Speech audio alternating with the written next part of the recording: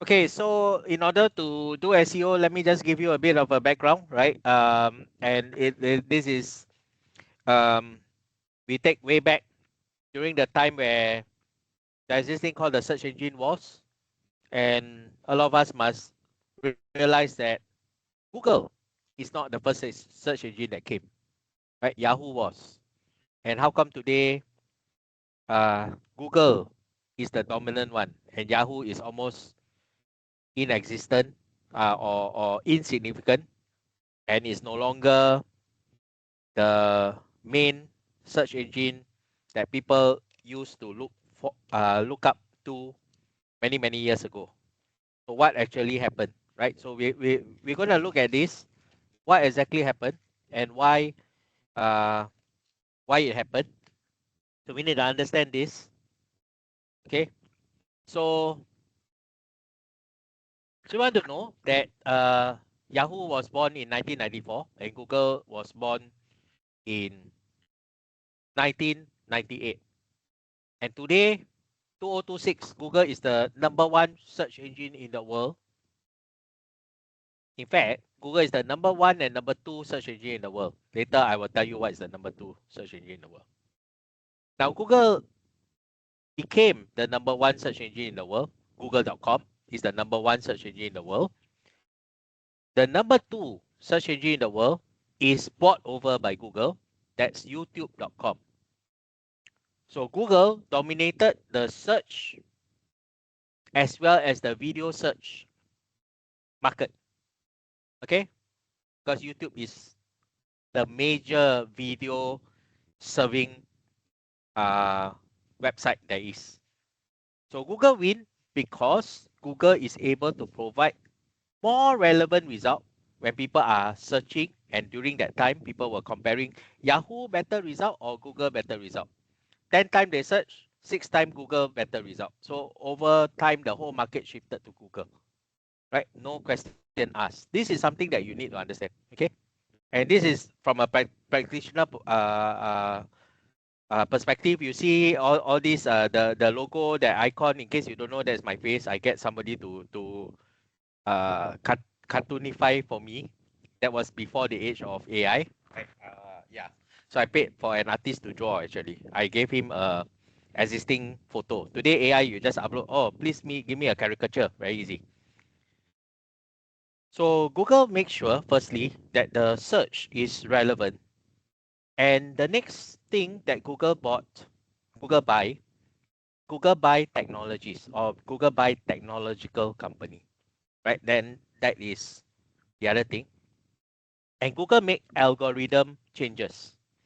Okay, these are three things that enable Google to be Google today. Okay, so far you understand, right? I try to keep it layman. The companies that Google bought, I call this concept Google love Google concept, right? The companies that Google bought Picasa, online photo organization company in 2004, and Picasa store photos. And today, your business is able to use photos. Your business is able to show up in photos, right? You are able to represent your business in photos. Later, I'll show you what exactly it means.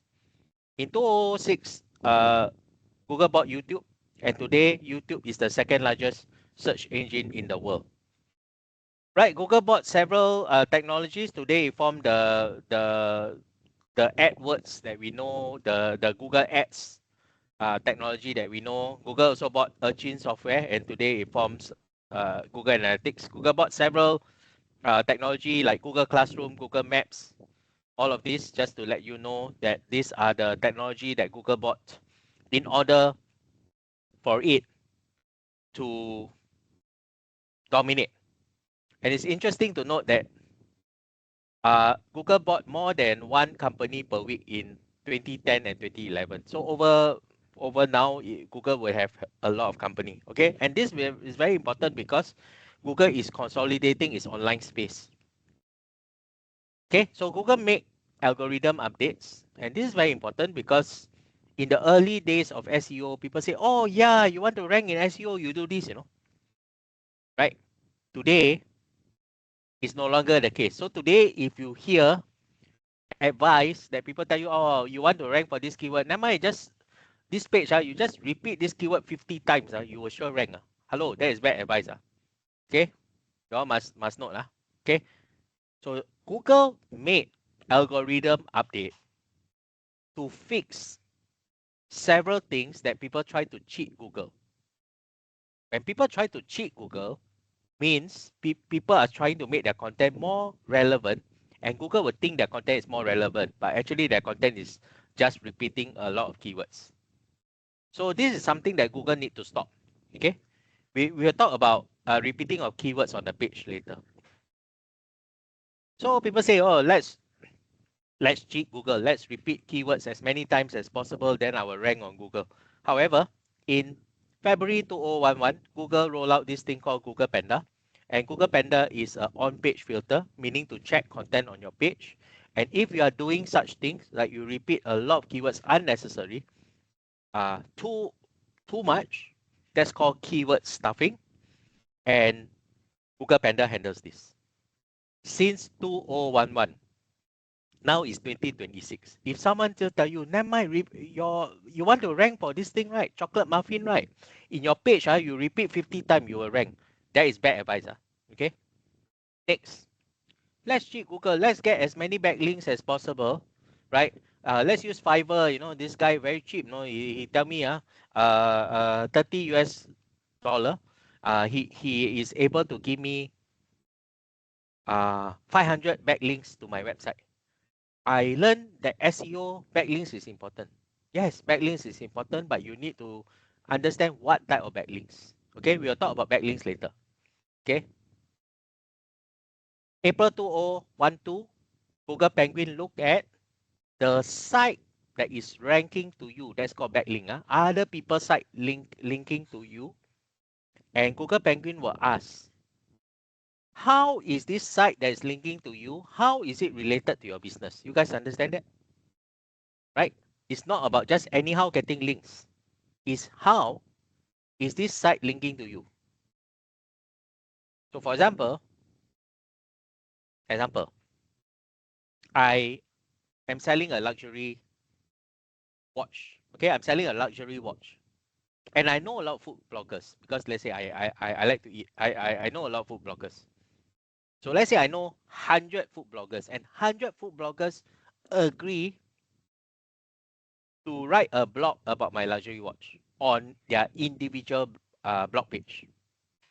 Okay, so I technically have 100 backlinks, right? From in Google perspective, I have 100 backlinks. Now, question I'm going to ask, anyone can answer. Will I get sales?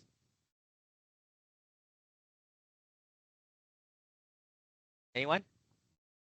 You think I will get sales? Come on, it's a yes or no question only lah. No. Properly, yes, but not so much. Okay, who say yes? Why yes and not so much? Why?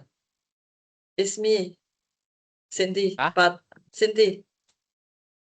Yeah. Why? Cindy, right? Yeah. Yeah, I think when people click, right, sure they have an intention to find you can get sales, maybe somehow someone find it relevant to their search. Maybe Okay. that's why I said not so much lah. Okay, not so much. Yes. Who say a strong no then? No? Me, because it's a wrong target audience. Wrong target audience. Gerald, right? Yeah. So the thing is, I will get sales. I will get sales because people who like food, they like watch lah. Right? I may get sales from the blogger. The blogger say, hey, my best friend is selling watch, right? Suddenly, I know it stick like a sore thumb lah. You talking about food, then suddenly talk about watch, right? But when people read, right, your blog reader read, right, your blog reader may end up buying because they may like luxury watch, right? So of course, I purposely asked this strict question to confuse you all, right? So I will get sales. But what is more importantly, how does Google Penguin view these 100 links to my website, Google Penguin will say that I have 0 link to my website, because Google Penguin will ask a question: what has food got to do with luxury watch? My website is luxury watch ma. I have 100 links from food ma. So yes, I will get sales from visitors of the blog shop. They happen to see the blog post, they click, they might buy the watch. But we're talking about from a Google perspective, this becomes 0. This means to say that you don't anyhow get backlinks unless your links are related to your business. This is what I'm trying to teach you in terms of backlink. You guys clear so far on backlinks? Okay, So let's it's move to the next animal. like irrelevant, is that? Yeah, Google Penguin will ask this question: what has food got to do with watch? Nothing, what? Right? So in Google eyes, it's nothing. But in your blog visitor eyes, I may like luxury watch. I will buy. Right? So it's different from the perspective of your visitor, and the perspective of Google is different. Which is more important? The perspective of Google on the number links to your website will determine whether Google will rank your website for this particular search term. You guys understand that? Google perspective is more important. So if someone tell you, just anyhow get links lah, no, I don't know lah. I don't know where they get the links lah. But I know is if you pay 100 US dollar, they will give you 2,000 links. Very good leh. People tell me SEO you need links. This is the Fiverr supplier. If you carry on this route, very easily you will get de-indexed by Google. And once you get de-indexed, you have to disavow all the links, all the bad links, BAD links. Right? You need to disavow all of that. Okay, let's move to the next animal. Google Pigeon. Google Pigeon is a very important update. In 2014, it happened. Before 2014, if for example, any of the ladies search pink dress, they'll see a website. Right? They click on the website. They want to buy. It's a US-based website.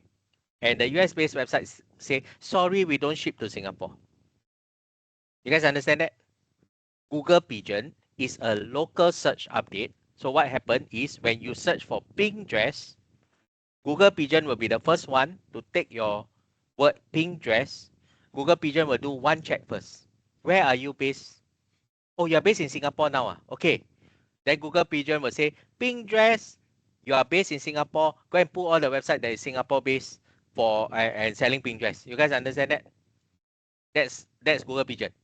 Before that, no, you will get all the US websites. Then a lot of people get frustrated.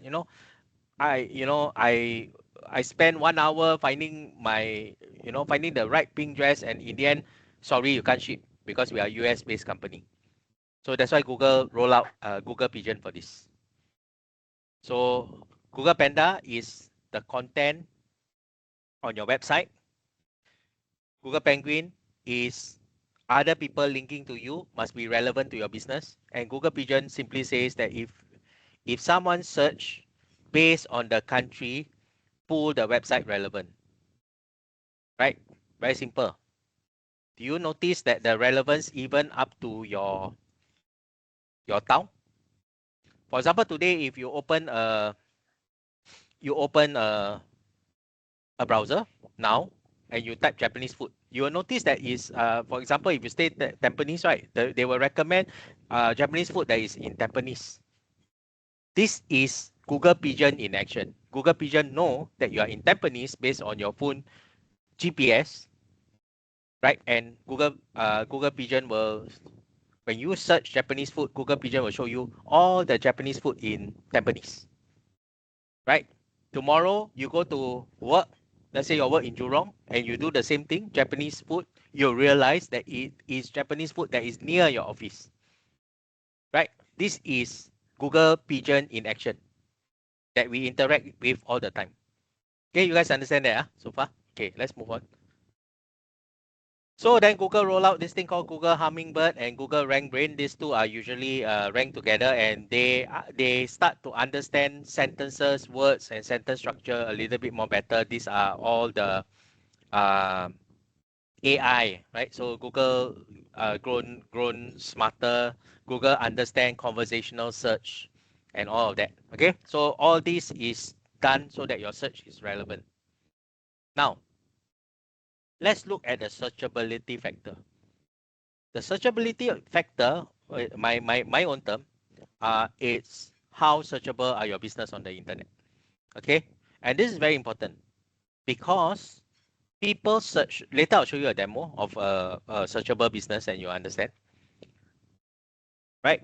How do people search? People open Google, right? Right, and people search, enter a keyword, right? So very simple. When you enter a keyword and the Google search result appear for that keyword, does your website show up? Is your website searchable in Google? That's the first question you need to ask yourself. Okay, does your website appear in the Google search result? Second question, are your images searchable when you enter a keyword? Later, I'll show you what images searchable means. Okay, that's the second factor that you need to configure your business for in terms of searchability. Third, is your video searchable? And this is two aspects. Is your video searchable on social media? Let's say, for example, if it's a YouTube video, is it searchable on YouTube? If it's a Facebook video, is it searchable on Facebook? How do you make Facebook video searchable? Your post must contain your main keyword lah, at least lah. But don't repeat the keywords too many times lah. Just mention the keyword one time. That's how you make Facebook video searchable. Okay, so far you understand lah. So is your website searchable? Is your image searchable? Are you searchable on videos? Are you searchable on the maps? Are you searchable on the map? Google give you this free tool called Google My Business or Google Business Profile, now it's called. Is your business listed on Google Business Profile? Very easy. You want to list on Google Business Profile? Your business have a registered address. Just list in Google Business Profile. Google will send you a postcard at your business address with a verification code. You go in, you log in, you enter the verification code. Your map listing is listed on Google. You do not even need a website to list your business location in Google. Let's say you are a new restaurant and you want to focus on TikTok a lot, and maybe later on, because you don't have budget, you know, a website costs maybe $3,000. You don't have the budget of 3,000. You want to focus on TikTok. You list in Google My Business first, post content on TikTok, and get people to kind of visit your business. When people visit your business, after they finish the meal, say, hey, can you do a Google review? You start collecting a Google review, but you don't need a website. You don't need a website to have a map listing for your business. That's what I'm saying. Okay? Because the map field, the website field or Google My Business is optional. Are you searchable on social media? Right? Can people find you on social media? So these are the aspects. When talking about SEO, all we understand is my website searchable, you know. That's the old way of looking at SEO, no. Today, when you look at SEO, is your website searchable? Are your business image searchable? Are you searchable on videos? Are you searchable on the map? Are you searchable on social media? So how does this look like? Now you guys might think SEO is a very complicated thing, but let me tell you, SEO is not complicated. SEO is tedious. It's very, very tedious because there are a lot of aspects that you need to do. But I'm going to break it down for you, especially start from the keyword research, how you're going to structure your website and everything so that you have a full understanding of this. But first, we must understand this, searchable, all this. Secondly, even if your website, everything is searchable, right? People click on your Google listing, right? and your website takes forever to load, you considered GG already, good game, right? Because, yeah, so website speed plays an important part. Remember when I told you about Google Ads, before you even think of how to run Google Ads, what did I teach you? Your website cannot be slow. That's the first thing, right? Then we look at how to set up Google Ads, right? Same thing, SEO, your website cannot be slow.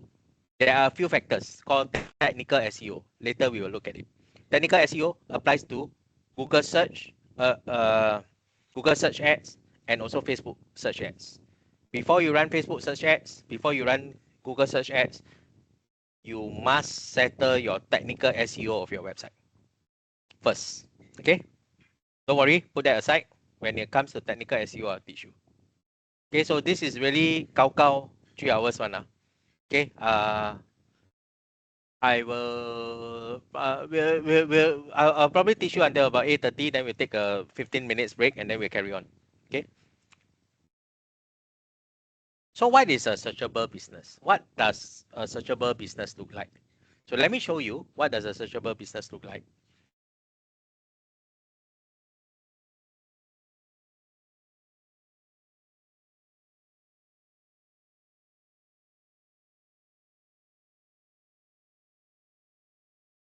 So if you want to check Google SEO ranking, first thing you need to do, please open a new incognito window, because when I do a Google search like that, a lot of you don't realize, when I do a Google search like that, I am logged into Google. Do you guys see this? I'm logged into Google. When you're logged into Google, there is this thing that a lot of people don't say. When you're logged into Google, there's this thing called personalization of search. Okay, I give you an example. Personalization of search happens, for example, if this laptop always like to visit the company called Shein, right? Because I buy scarf for my family members, for example, right? And then when you search for scarf or lady scarf, and when you are logged in Google, Shein will be your Google page one when you are logged in Google, because personalization of search will always show your favorite website as the artificial Google page one, right? And here's the problem. If we are trying to SEO optimize our own website, and we visit our website almost on a daily basis, right? Then our website will show as artificial page one. Then we have no idea. We thought we are happy. Wow, SEO so easy. Every time page one. It's not. The real test, you want to know whether page one or not, is you go to incognito. Okay, example, incognito. Okay, then let's say my search term is wedding ice sculpture Singapore. This business used to be the SEO ranking is very good, but many years they have neglected it, and they didn't call me again for recontract. So the SEO drop. Okay, so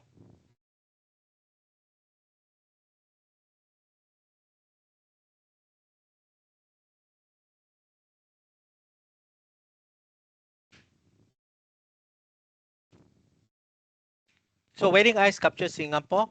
How do you check SEO? Okay, so very simple. Here you go to tools. 992,000 results. 992,000 results. Okay, and I'm going to teach you. This is the total results for wedding ice sculpture Singapore. I'm going to teach you a trick. You type all here in front. You type all in title colon. All in title colon followed by your keyword, which in this case is wedding ice sculpture Singapore. I enter. I go to tools here. 243 results. What does this mean? There are 243 web pages that have the page title Wedding Ice Sculpture Singapore. Okay. Out of 243, yeah,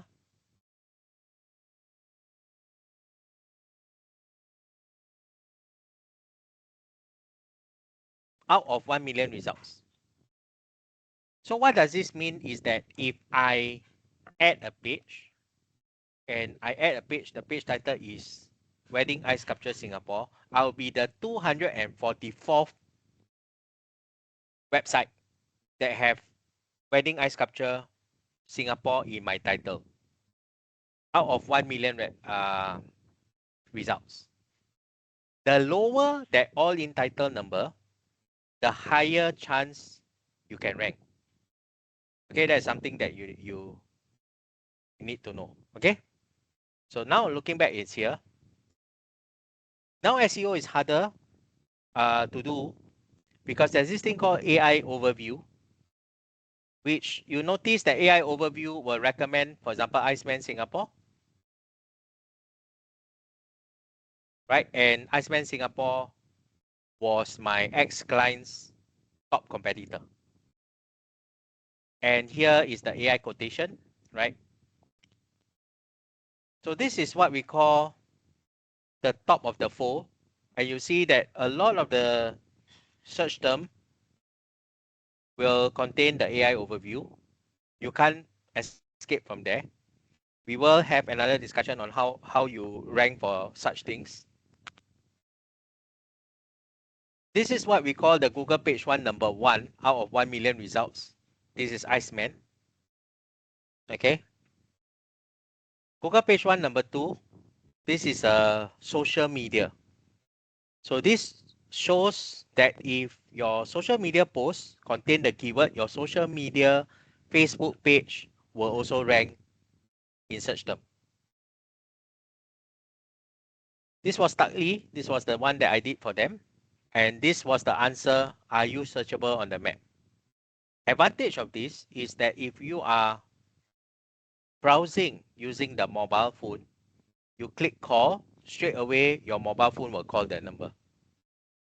Right? It's seamless integration. Right? So I managed to get them ranked on map and also searchable on images. You saw?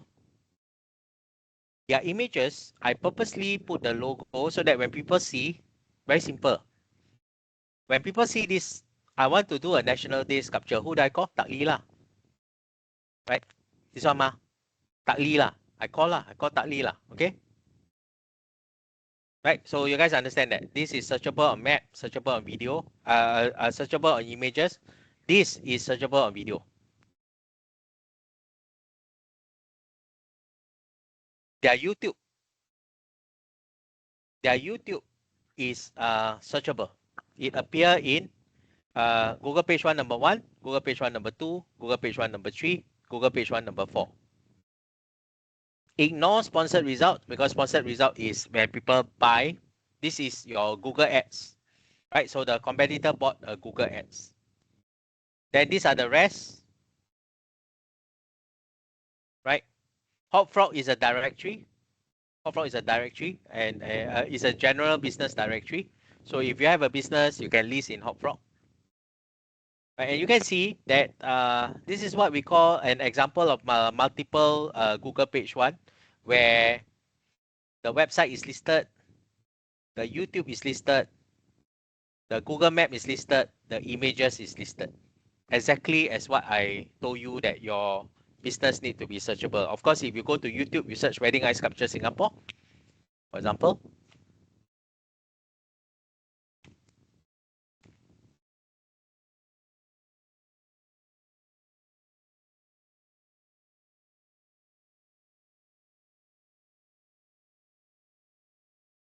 Right, and you see it is the top result here.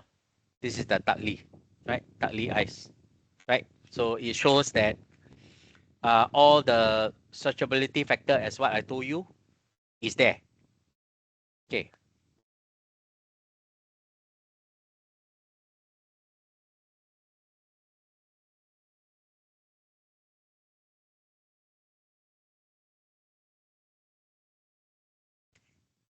So there's a whole SEO process. Let me finish the slides first. Then later I will do more detailed part.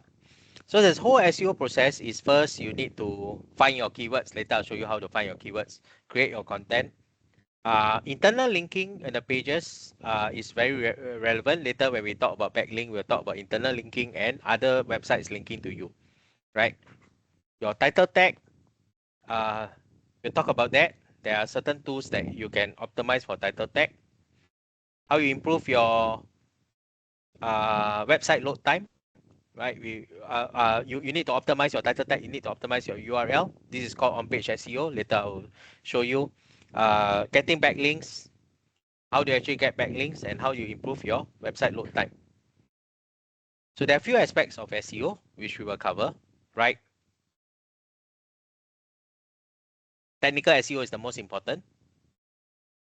On-page SEO and content SEO go together. How you are going to optimize your content for a specific website page. Image SEO, how you optimize your image. Video SEO, how you optimize your video on YouTube, and what is the secret that you need to do to make sure that your YouTube video rank on google.com as well.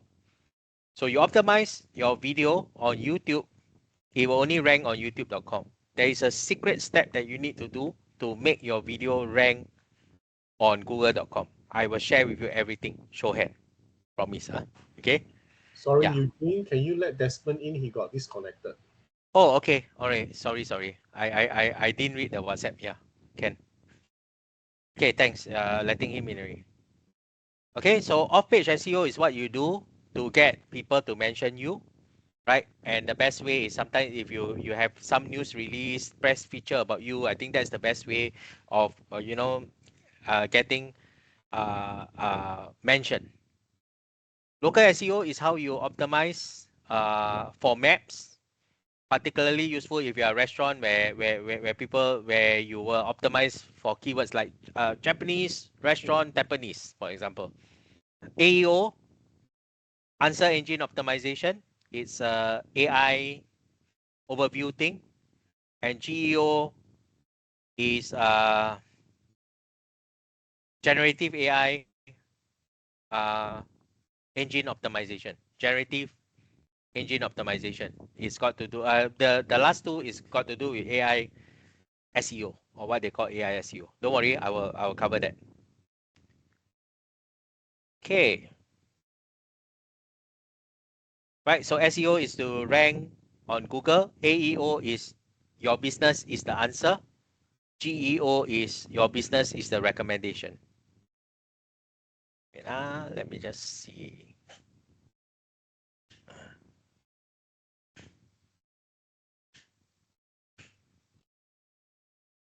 Okay, I think we will take a break now. I think yeah, let's take a break now. So the time is almost 8 o'clock. Please come back at about 8:15. Is it okay? Come back 8:15. I'll see you at 8:15. Cheers.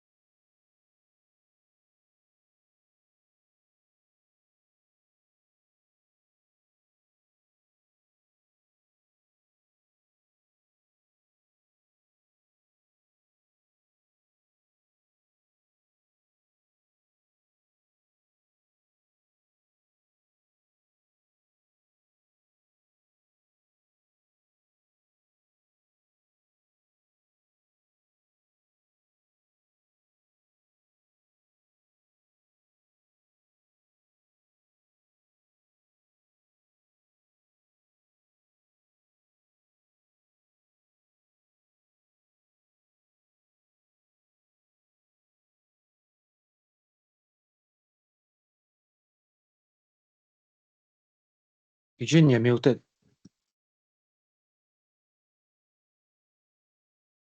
Apologies, forget to on the mic. Please on your camera. Okay, let's start. Right. So this is SEO, search engine optimization. So I've given you the slide. I thought for this part of the teaching, I will actually go through with you the whole keyword process, as well as also going into the website itself, telling you what you need to do. This is a simple WordPress website that I quickly put together. Is I don't have content, but I'm just going to show you how you're going to do on-page SEO and all of that. Okay, so later I will show you for on-page SEO demo. Okay, so this is search engine optimization. Right, before we go into the steps, what we learned is earlier.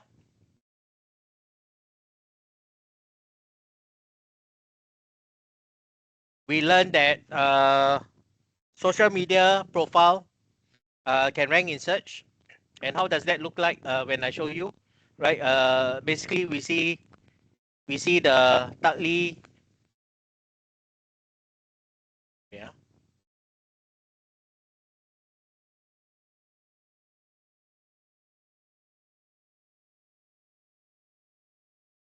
We see the Tutley wedding ice sculpture YouTube video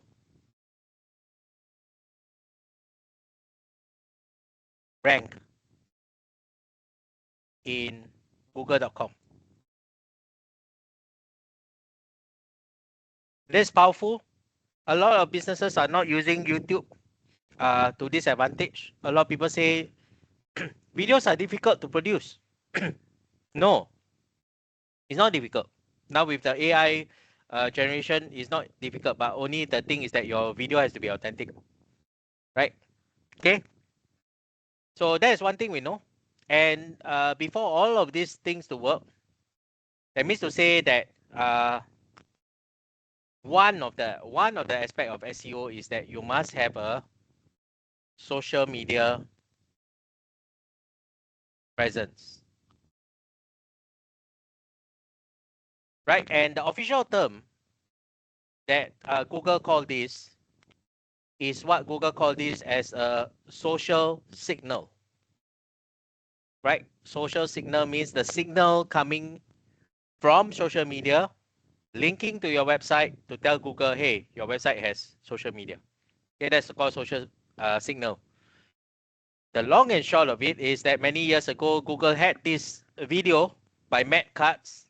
He was the head of search at that point in time, more than, I don't know, 15 years ago. For those of you who are dabbling with a lot of SEO, you know who Matt Cutts is. Later, I'll show you one of his video on the on-page SEO and the keyword density, how many times you should repeat your keyword. Okay, so later I'll show you that. So there is a long debate by Google to say, hey, I think we should consider, social media posts. So basically, is mean social media posts, right? Today, social media post is considered a backlink, right? The social media posts, and people see the post, eventually when they go to the social media profile, they will see your website there. That is backlink back into your website. Okay, so far this is the first thing that you need to do or you need to know about SEO. Okay, we carry on. Okay, before we look at the specifics, I want to talk about this. Okay, this is called technical SEO. I'm going to break down technical SEO now.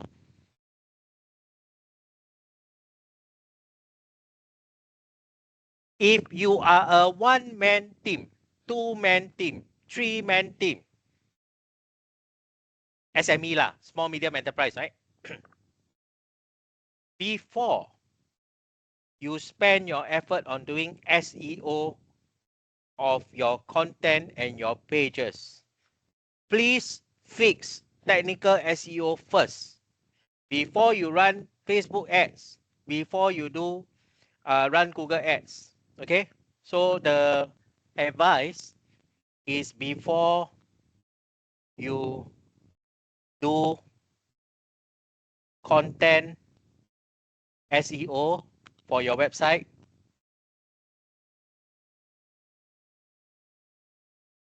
Facebook ads, or Google ads, Google search ads, please fix technical SEO first, especially because you have a limited number of team, right? Right. So I'm gonna cover this term called Core Web Vitals. You can read more about it. Basically, you can screenshot this diagram here, go to ChatGPT. Can you give me a layman explanation of Core Web Vitals? Okay, you all can do extra homework for things that you do not understand. But I'm just gonna keep it light and keep it beginner friendly for now. Core Web Vitals has got anything to do with loading, interact, and how stable your website load. Loading means first time lah, right? Right, the first time your website load, right? That is loading. What's interact? When I click a menu, right? Navigation menu, right? Visual stability is how fast it load lah, right? Or whether sometimes images don't load. Okay, this is a layman explanation of what Core Web Vitals is. Very simple, huh? Okay, y'all don't move around the thing lah. Just stay, okay? There's no interaction, okay? So mobile friendly. Years ago, many years ago, I think more than 6 to 8 years ago, Google told webmasters. Webmasters is the term that Google used for people who own website. They call it webmaster. Okay, so Google told webmasters that please try to make your website mobile friendly, please. Today, Google's stand is very simple. Your website has to be mobile friendly, full stop. If not, you drop rank. I'm serious on the drop rank part. Okay? So Google say your website has to be mobile friendly, full stop. If not, your ranking will drop. No. If now you Google page one, your website still not Google, not mobile friendly, right? I will make you Google page one, number 2, number 3, number 4, number 5. You will drop rank. It's true, Okay, it's true, That's number 1. Let's go the simple one. HTTPS connection. Last time, long time ago, HTTPS connection is only used for e-commerce website. E-commerce website have to have this HTTPS. That means you go to your website, it has to be HTTPS. What is this HTTPS? For example, you go to LinkedIn.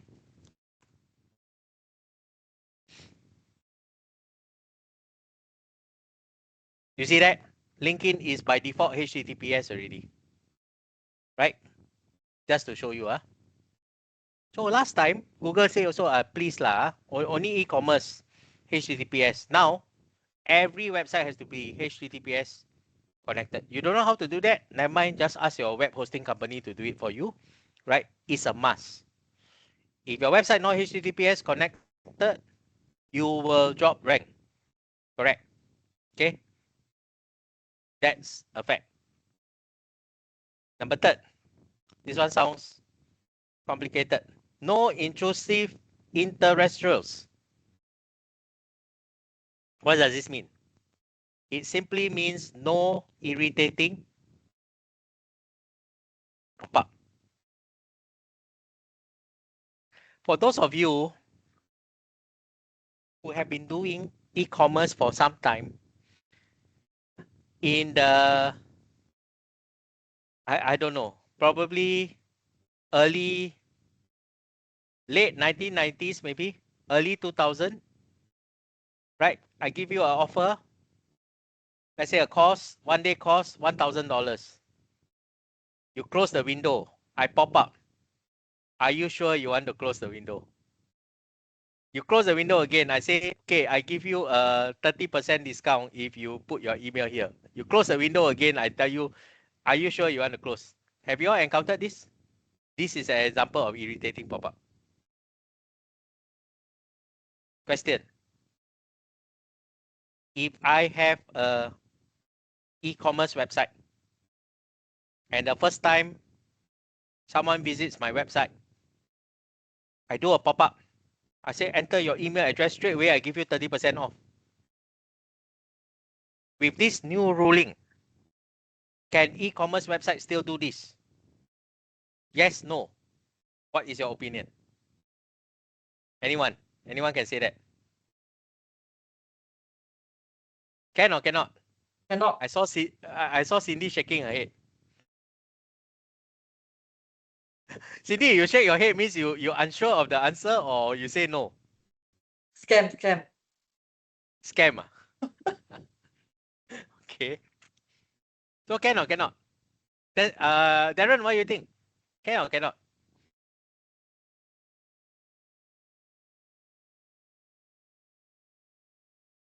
How? I'm not sure. Not sure, huh? Okay, never mind. So the answer is yes, you can. Because you pop up one time only, it's not irritating pop-up, Okay, remember the keyword is irritating pop-up. I purposely want to make you all panic a bit. Then that's how you learn, Anyway, this is my style, my teaching, nobody can sleep one. If I see you sleepy, I'll ask you question. Okay, so that's how it goes, For the 5 months, I hope to maintain this energy and interest to everyone. Okay, so very simple. The next one is your website must provide a safe browsing environment, means no viruses, whatever. That's what it means. So this is what you mean by technical SEO. Okay, clear so far? We cleared technical SEO. So far okay now? Everyone okay now? Are you overwhelmed by SEO so far? We haven't really covered SEO though. Everyone okay? Can So I carry on Okay.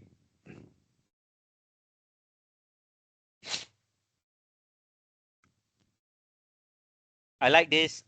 This software is called Figma. So Figma, very easy. You can just put the diagram and you can just write over it. I really love it.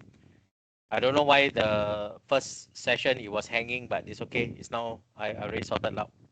Okay, so very simple. So for SEO, there are a few steps. There are a few steps. The first step is research. Right? The first step is research. Right? And it's basically is called find your keywords. Right? So you need to find your keywords and you need to group them. I will tell you what I mean by group them in a while. Okay. Yeah, let me just okay. Later I'll show you this. Wait, let me just see.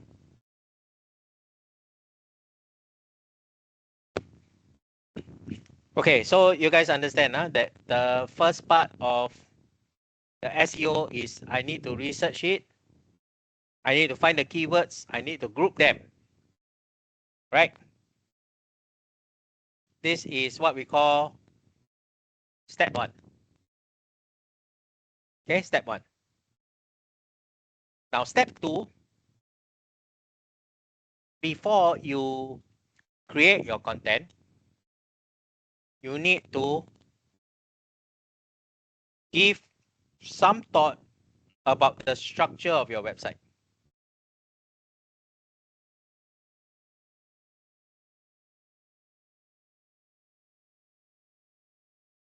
Now, how do you give some thought of your structure of your website?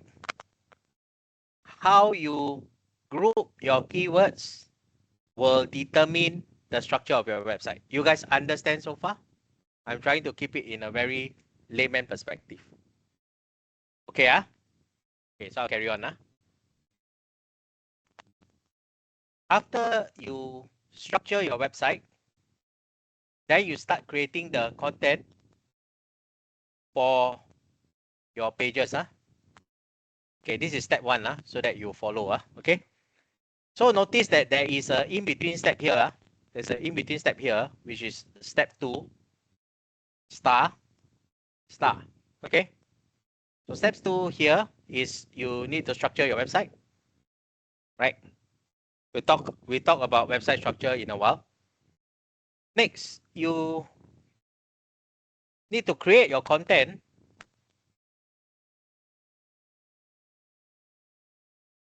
And you create your content. You talk about on-page SEO. You talk about content SEO.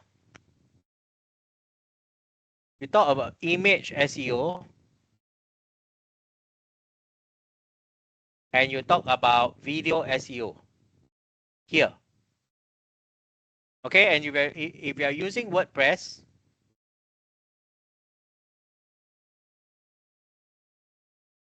a plugin that you use is called Yoast SEO plugin. I will show you later. Okay, so far clear. So I have the research. I group the keywords together. I structure my website. I start creating my content. I do the on-page SEO, the content SEO, the image SEO, the video SEO on WordPress. I make sure I install Yoast SEO and I start doing that. Okay? So far okay, Okay, number 4. Number 4. Number 4 is what you call backlink. Backlink is other website linking back to us or linking back to my website. This MY is not Malaysia, it's my. Okay, don't you all think MY is Malaysia, then you ask me how come Malaysia, okay? My website. Okay, so backlink. Right, backlink is other people link to my website. Backlink includes social media.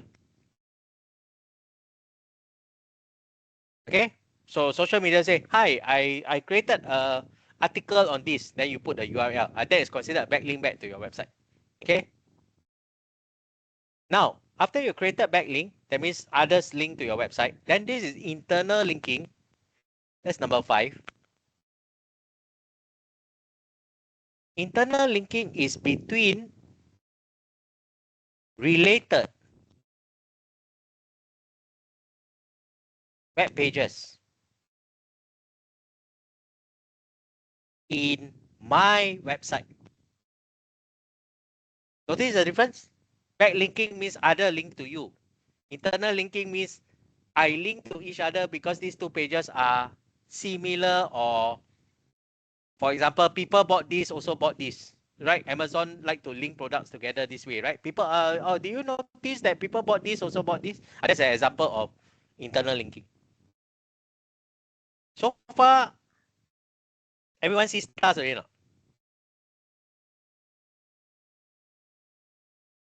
Chimping, I think. Hey, Eugene, Almost there already, can you repeat internal link again? Sure. Internal linking is the process of linking related pages together. Okay?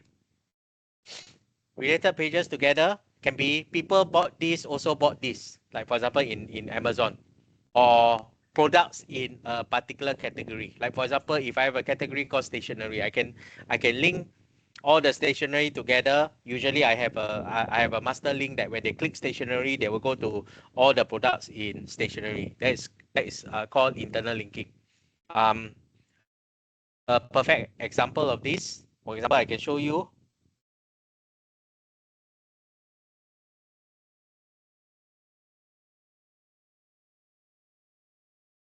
So you can just go to any category, for example, book, home decor, right? Home decor. These are what you call internal links, right? The website are all linking together. This is an example of internal link. You link back to each other. Then such that Google will see, oh, this group of website is talking about home decor. Then Google will rank this whole group of websites. That's the purpose of internal linking.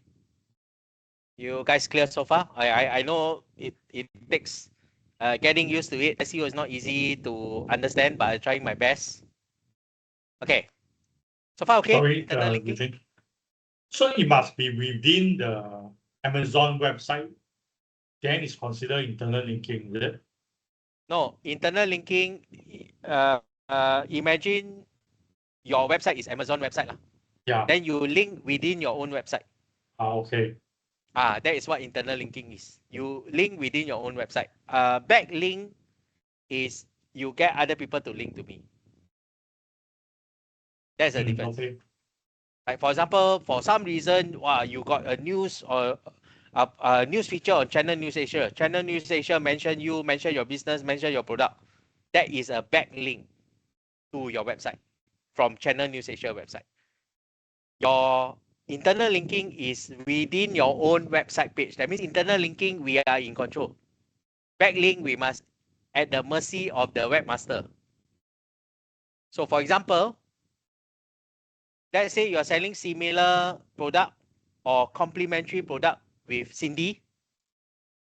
Usually for a backlink, you will write into Cindy. I say, hi Cindy, I have this product. No, was just wondering whether would you like to, could you create a link to my my website, and as a reciprocal, I will also link to your particular product page. Usually it's like that lah. We will do like what we call reciprocal linking, provided your products are complementary to one another and you are not selling the same product as Cindy selling. Because if you're selling the same product and you ask Cindy for backlinking back to your product, Cindy say go and fly kite.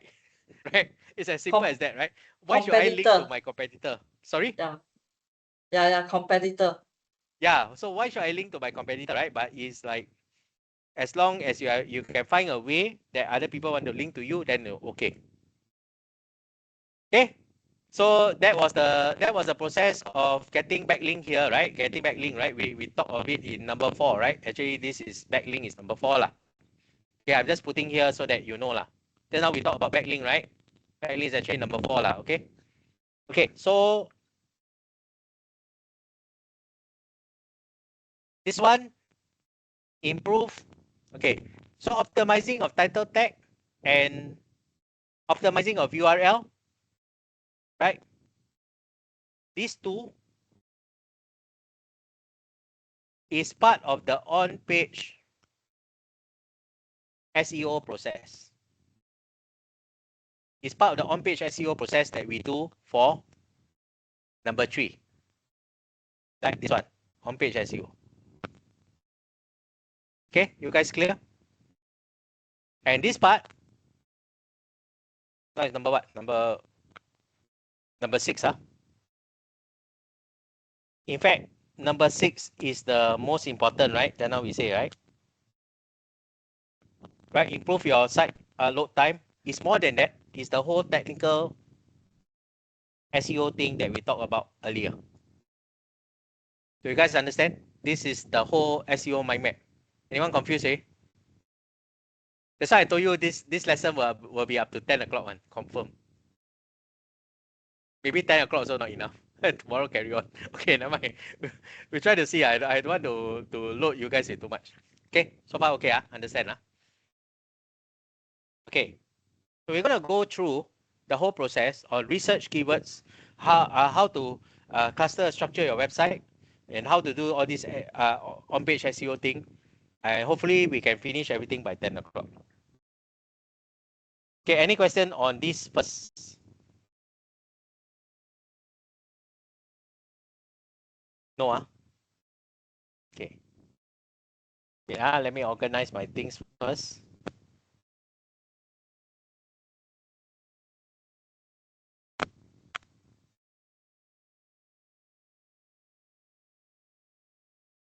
Okay.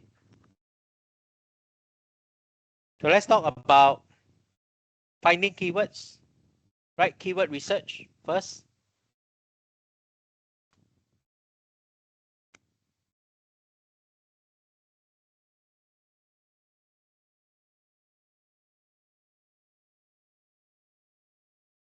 Now, how do you find keyword research? Okay, very simple. To find keyword research, we must go back to the Google Test Ad account that we created for running the Google Ads. Don't worry, I know all of you forgot how you go there. I got you covered, no worry. Okay. You see here, right? Right? This is the first URL we need to go to. Okay. Okay. So I put here, you all can just go to here, you can click. Okay, you click the URL, you get this. Remember, you need to scroll down.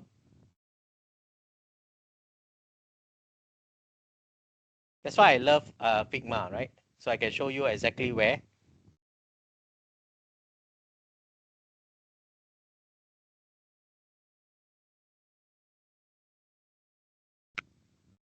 Sorry, let me move these guys down first.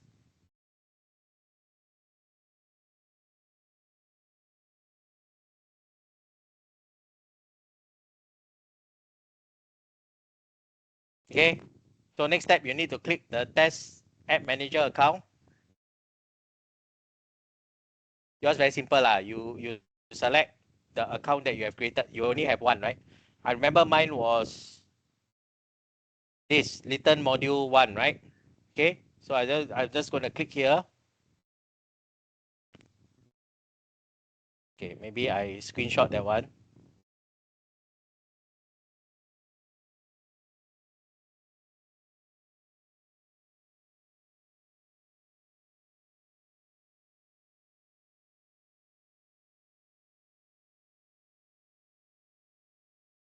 Yours may be differently. I'm not sure what you name them. If you name them similar as mine, then it will be this one, PDM Little Module 1.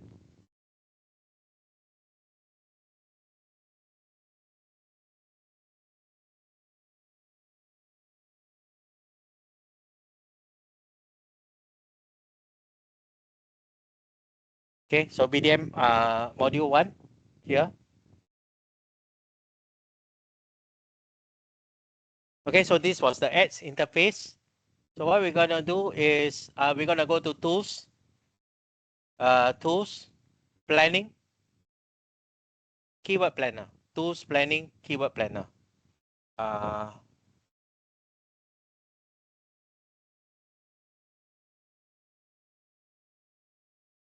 So here,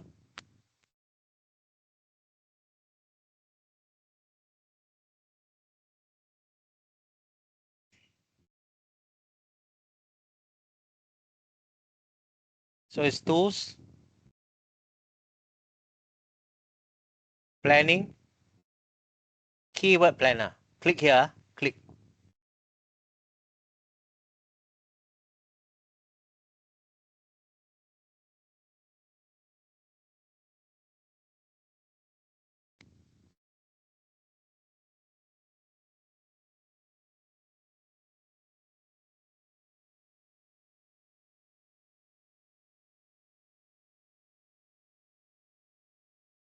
Sorry, let me just move things away.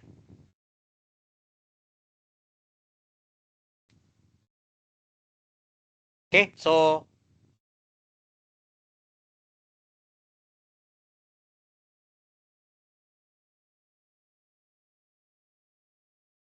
go to Tools, Keyword Planner.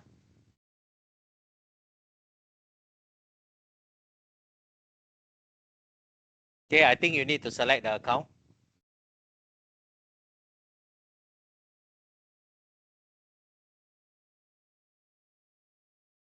I think after that you need to just select the account or click here.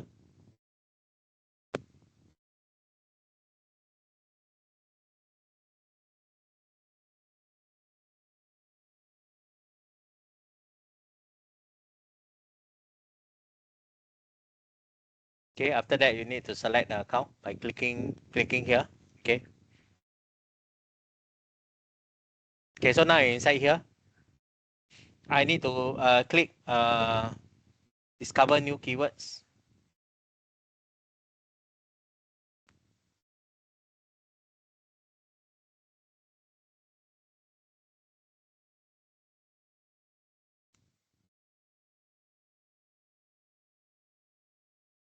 Right, after that, I need to click discover new keywords. I don't want everything screenshot lah. Okay, you all can know that. Okay, so very simple. So now I'm planning. Let's say corporate gift Singapore.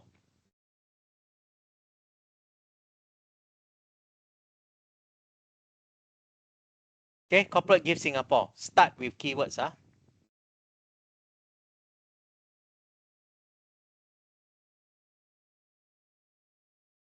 So I type in the keyword that I want to start. Make sure I'm at start with keywords. This one is a different thing. Then after I click get results.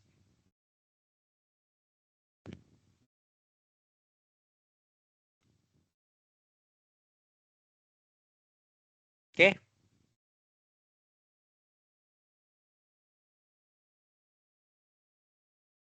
Get results.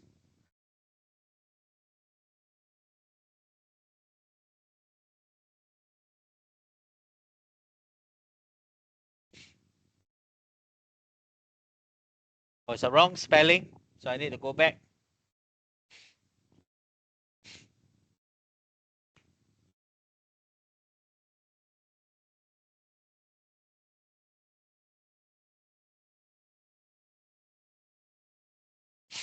Okay, it was a wrong spelling. So very simple. Once I have this here, once I see this, please click here to select everything. Click here.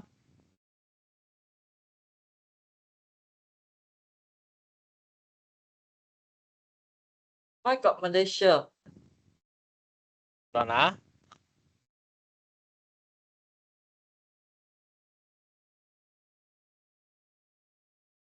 So I'm going to click here to select all. Good question. I will answer your question in a while.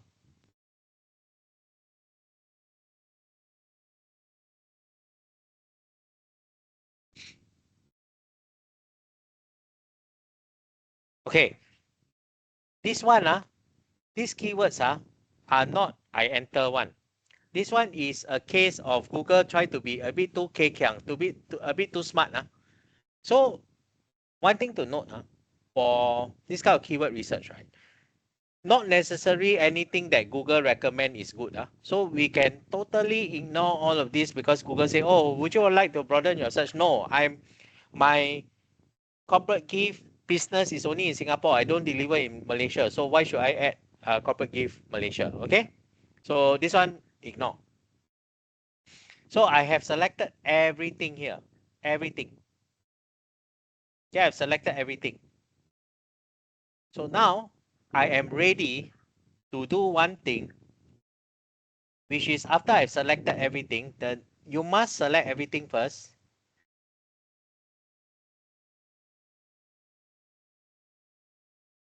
Your next step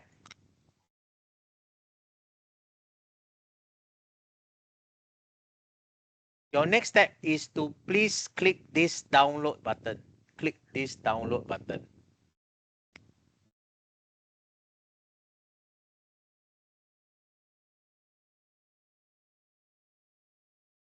Okay, I do overlap like that, you know. First is to click this, then second to click the download button. Okay. I put like that side by side, save space. Because if not, I will keep having to move these guys down to don't know which location. Yeah, I'm just gonna put this guy here. Okay.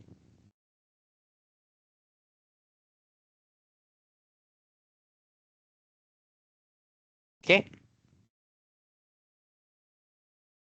Okay, so the next thing I will stop screenshotting because the next thing is everything in Excel.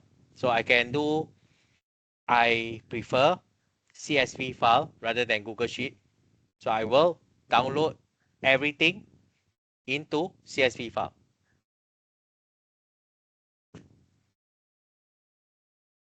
Okay, I will save it here. I will open my CSV file.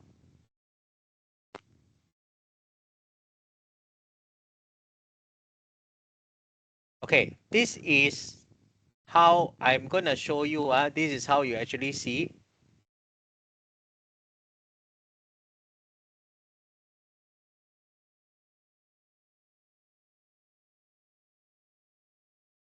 One of the important column that you see is this thing called competition. Whether is it easy to rank for SEO, right? Competition low is very easy to rank. Competition high means very competitive, the keyword. Okay, that's one thing.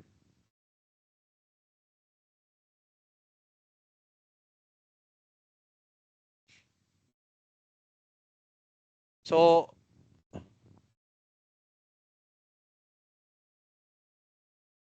one thing good is that they give you the different searches for between July to June 2026. Okay, for simple sake, let's look at this July 2025 because I don't want you to look at too many columns. So basically, oh no, actually you don't need to look at this. You don't need to look at this. You need to look at this column called average monthly searches.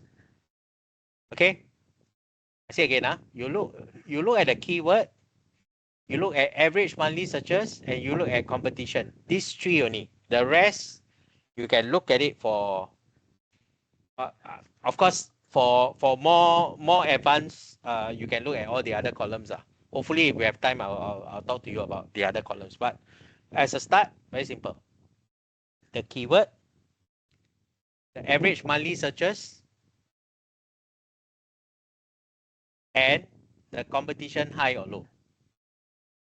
Okay, you guys clear? These are the three things that I want to look at. Secondly, we look at the keywords. Okay, there are 57 keywords, not too bad. This one is a URL. This is my competitor, so I usually will ignore, right? Or I can delete because it's my competitor, so I can delete. I mean, this is my local copy, so I can choose to delete or I can choose not to do it. Okay, so looking at the 57 keywords, you must look for common theme. You guys understand that? Common theme. I give you an example. Corporate gift supplier. Okay, any keyword with the word supplier will be grouped together in one keyword category. You guys understand that? Right? Corporate gift supplier. Customized corporate gift could be a category on itself. For example, it could be customized corporate gift, customized toothbrush, customized name card holder. All these will be one group. You guys understand what I'm saying? Chinese New Year corporate gift, definitely one group. Hari Raya corporate gift, another group, and all of this. This one is a specific company, so if no, it's not related. No, the eco-friendly one is another group. So you guys understand, no? You look at the keywords, right? You find grouping. So one grouping can be 3 keywords, 5 keywords together. So basically from here, you actually form your grouping. Why do we need to form grouping? Because these are the cluster project that will be, these are the cluster products that will be represented by one website navigation. You guys understand that? Okay, you may not understand that, right? Don't worry, I'll show you when we right now here. So for example here, let's say after I do the clustering, example, let's say I have 10 pages. Then my website navigation will have 10 pages because I have 10 different category of corporate gift. You guys understand that? I can have one category called holiday corporate gift, and I can have the Chinese New Year corporate gift, Hari Raya corporate gift, Deepavali corporate gift in that category. That is one clustering. Another clustering is customized corporate gift. When people searching for customized corporate gift, oh got what? Customized cup, customized tumbler, customized name card holder. You guys understand what I mean, right? Why are we grouping the keywords together in one page? This is so that when Google look at your website, Google look at this group of pages are working together to rank. Google rank on relevancy, right? Remember? The moment Google failed to be relevant, Yahoo take over. Google does not want Yahoo to take over the market share that Google has built over the last 10 to 15 years. So Google will rank by relevancy. And the only way when Google look at your website, Google say, oh, this website is very well organized. You know, all the related products are all together. You guys understand what I mean, right? Yeah. So that is the clustering. How does a clustering look like? We're going to look at this. So now this part, we have done the keyword research, we have done the grouping. Now we're going to do the clustering of the website. Okay. Now this guy come in. Yeah. Where's the guy? I drag until don't know go where. Okay.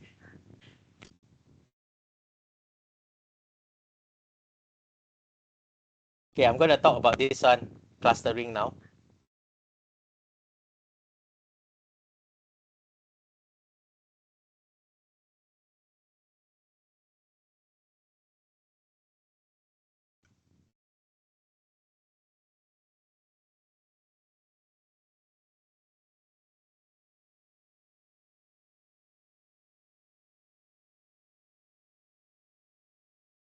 Okay.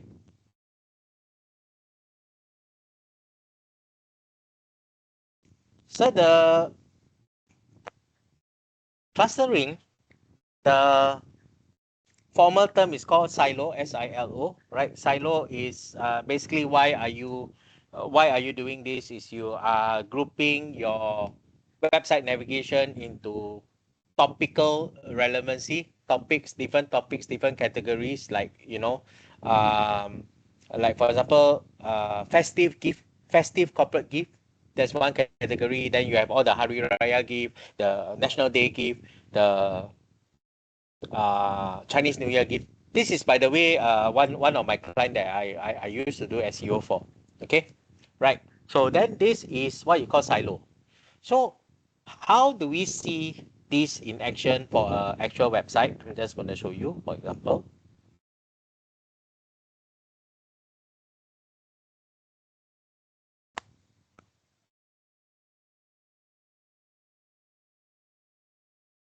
So let's say Google, that's why you say Google crawl, right? Google crawl, Google spider, right? Well,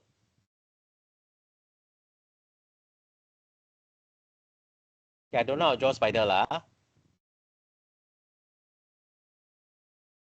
Right, this is the Google spider. So let's say Google spider come and visit your this one guest powered saw website, and Google spider saw you the way you on page SEO everything good. Then Google spider say, okay, I will rank you on Google page 1, right? So you get over time, you get when people type for gas power saw, you rank on Google page 1, right? But because your gas power saw has an internal linking to a category called gas power tool. So the Google Spider will then crawl into the category called gas power tool, and Google Spider realize, hey, this guy, this page and this page I haven't ranked yet, you know. So Google Spider will come and visit this page, If eventually these two pages rank on Google page 1 also, Google Spider will then reward you, say that, okay, because your this page is relevant, this page is relevant, this page is relevant, you deserve to rank for all these 3 pages and the category called gas power tool. This is where when people search for gas power tool, your these 3 pages will rank. You guys understand? This is how Google look at it if your website is properly structured. Then the Google Spider will then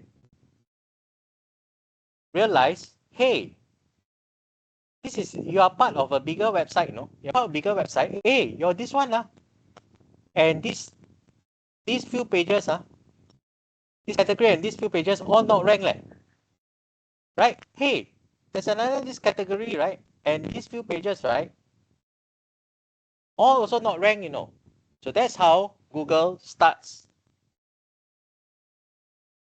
to rank other pages of your website because you bother to do a proper grouping of pages. You proper to you bother to do a proper research, a proper grouping of pages, clustering of keywords.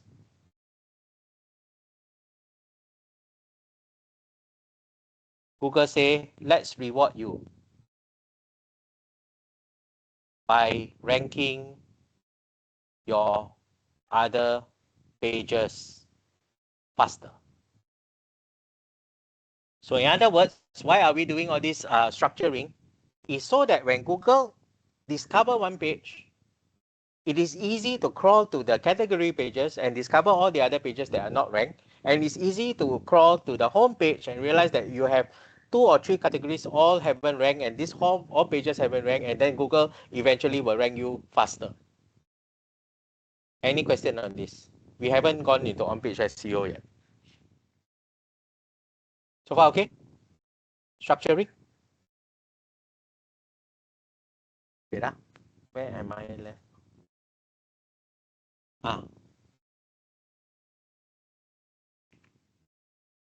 Okay? So far, okay? Everyone okay? I know it's a lot, lah. Okay. So now we come to the on-page SEO part.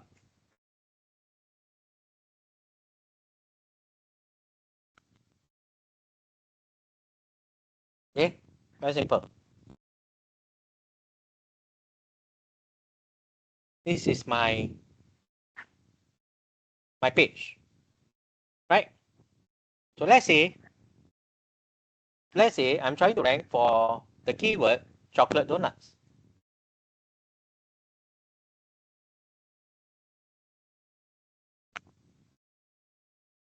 Right? I'm trying to rank for the keyword chocolate donuts. And the following topic that we're going to talk about is this thing called keyword density.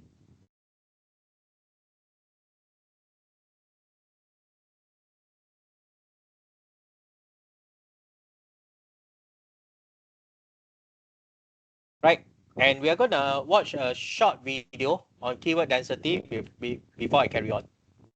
Okay.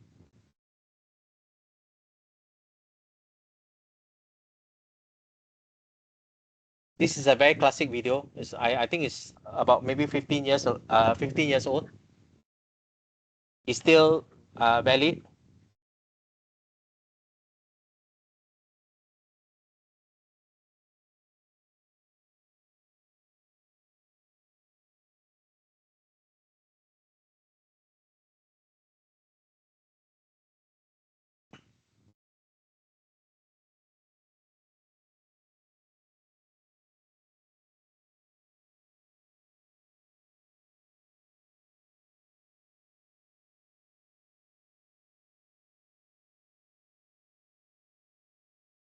Okay, let me share the sound.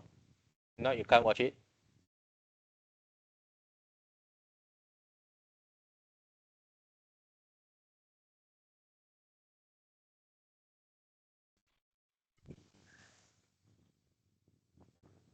Just pay attention. It's about 3 minutes, and then I will explain to you.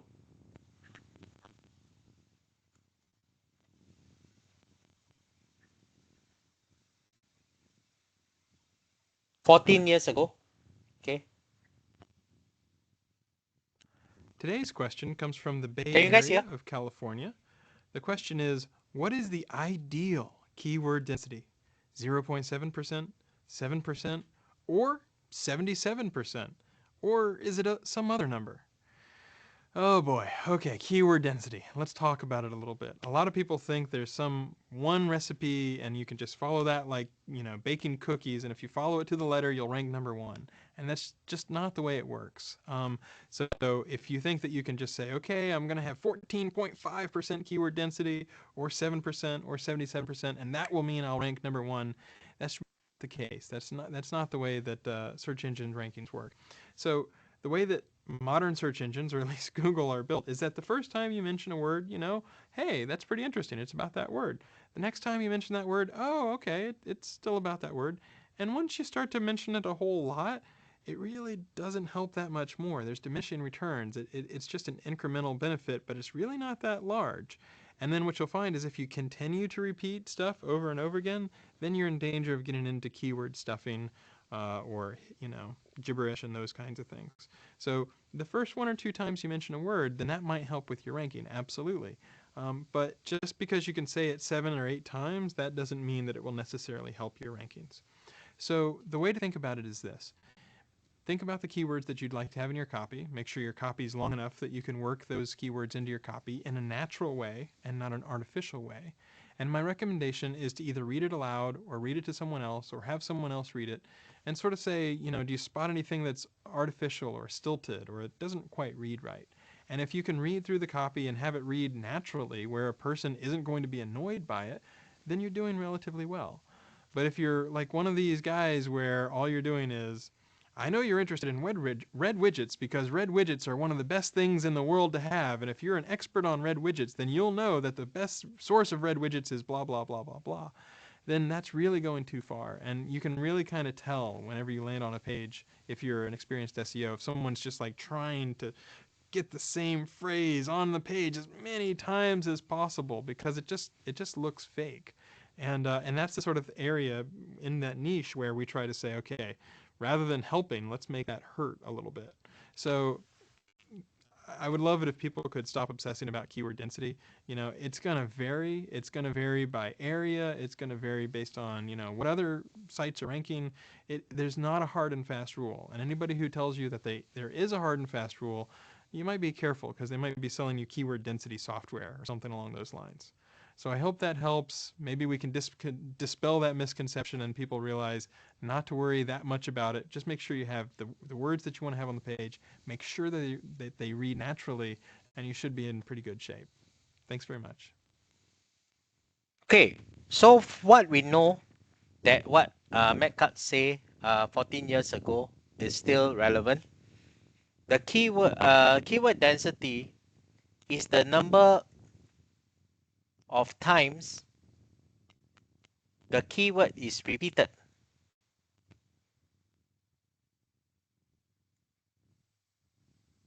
on the page, and he says it must read naturally. And we also know if overly much, Google will penalize. So is there a magic formula? For me, I don't care whether what is the percentage, but I'm just gonna tell you. Okay, the video is here. You can click on it and watch. Okay. I think what you do is you click on it and then it will expand. Okay. So let's say my keyword is chocolate donuts that I want to rank. So very simple, just follow this guideline. Your first paragraph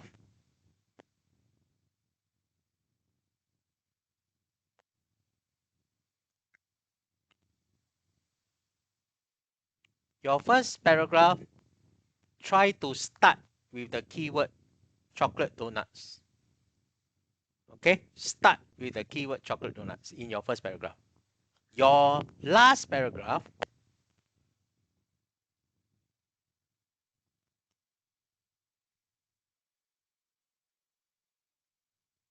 you try to end with chocolate donuts. You know why? Because you are essentially telling Google, this page is about chocolate donuts, open inverted comma, close inverted comma. Do you see? You guys understand that? This is the first step. Okay, second step. Second step is the URL. The URL. So let's say it's abcbakes.com/chocolate_donuts. My URL must contain the keyword chocolate donuts separated with a underscore. There was a huge debate whether using underscore or dash. Many years ago, it has been decided it's underscore, so we just use underscore for URL. These three are important. Clear so far? This is what we call on-page SEO. Haven't yet. Then what happened? Then you all will ask me, what happened to the middle part?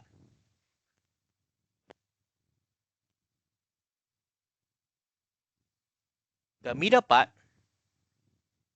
I just need to mention the keywords maybe about 3 to 4 times.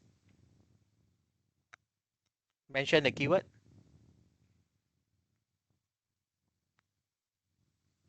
You guys understand what I mean? Right? What about images? Image SEO. How do I do image SEO? Right, very simple. Rename your image to the keyword. Underscore donuts dot jpg. Your image name must contain the keyword. That's the first step.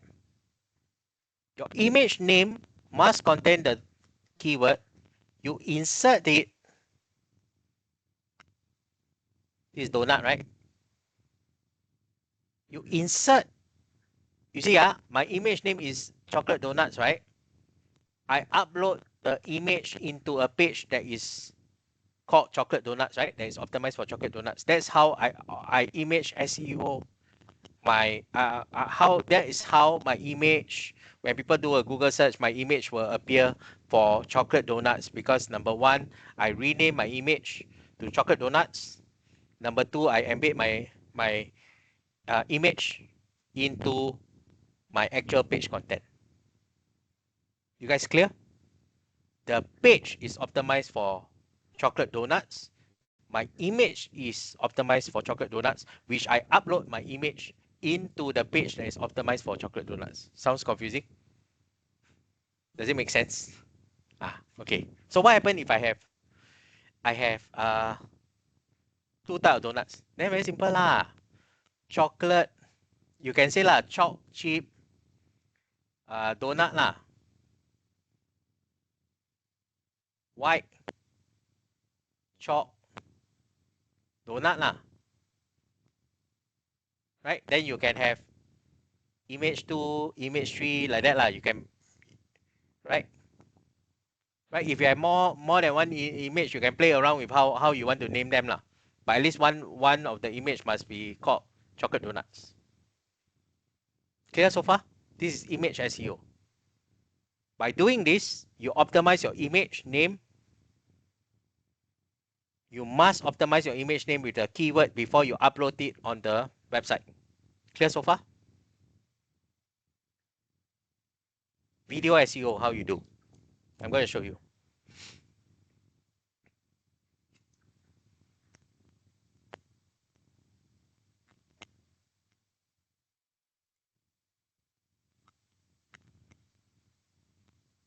Right, video SEO, how do you do? First, you need to optimize your video file name. Right, to contain the keyword. For example,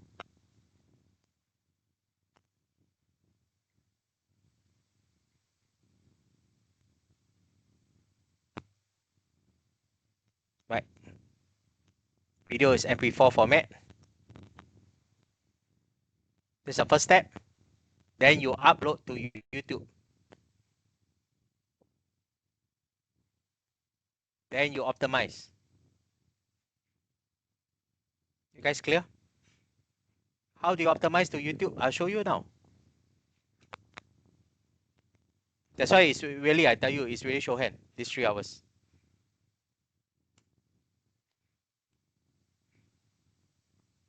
Okay.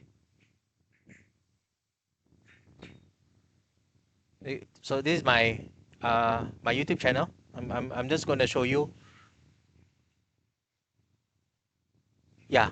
Can you guys hear me? Okay, so this is my YouTube channel. So I'm just going to show you one of my videos here. Exactly how I optimize. So assuming that the video that I'm showing you, assuming is chocolate donut lah. Okay. Of course, my YouTube video doesn't have, my YouTube channel doesn't have chocolate donut. I talk about digital marketing, right? But assuming it's optimized for chocolate donut. Okay, let me show you one of the. Okay, this one.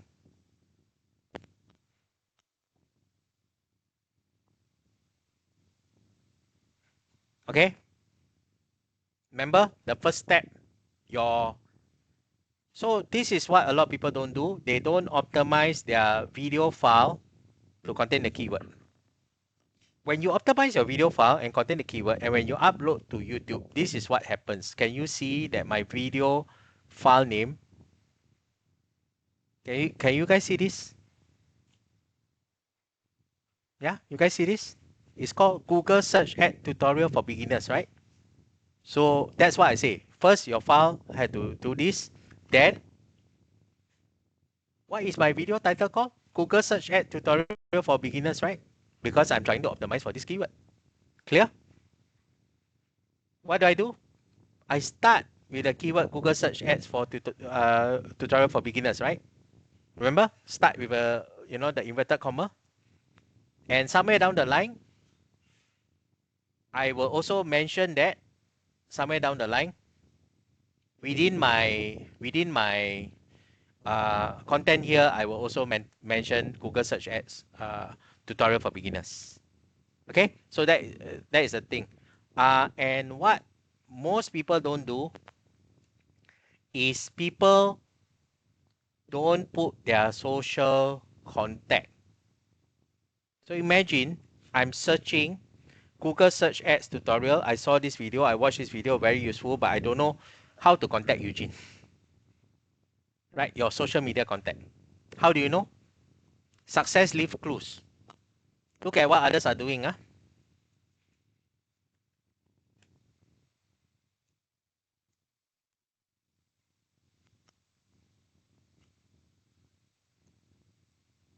Think media.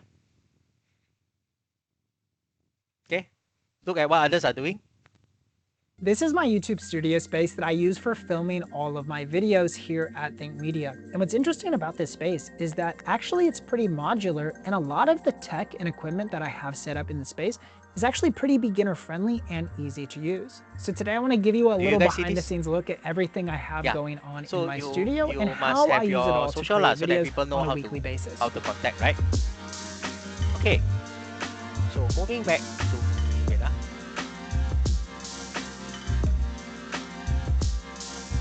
Now the first thing we'll start off with is this desk setup, which is my main desk setup that I use for my daily content creation and Zoom meetings, coaching calls, all of those. Press something I'm not supposed to press, sorry. Okay, wait, let me just go back to the video itself.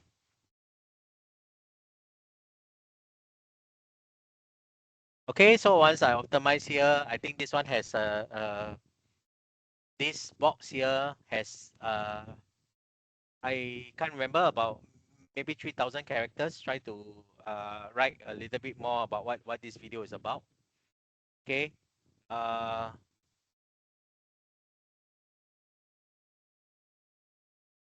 The other thing I want to tell you is this thing called tags, TAGS. Right, for YouTube videos, tags are like category. So please put in some of the search term that people will search for. Like for example, Google search ads. People sometimes call it Google PPC, Google AdWords, right? Google AdWords campaign, right? Google PPC tutorial. Can you see these are some alternative keywords that people will search for, that you hope that when people search these keywords, your video will be there, right? So this is the lowdown of how you optimize your YouTube video for SEO. However, this is only the first part. Optimizing the YouTube video for SEO only enable you to rank in youtube.com for the keyword. Question: does anyone know how can I make, example, this is a video, example. So question, does anyone know how, after I optimize it rank on YouTube, how do I make it rank on google.com? Anyone can guess? Link. How do you think I can make it rank on google.com?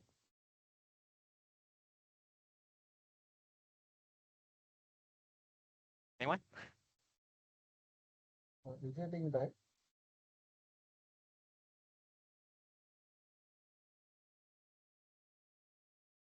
Anyone want to guess? How can I make, now I already optimized this video for YouTube. How do I make it rank for google.com?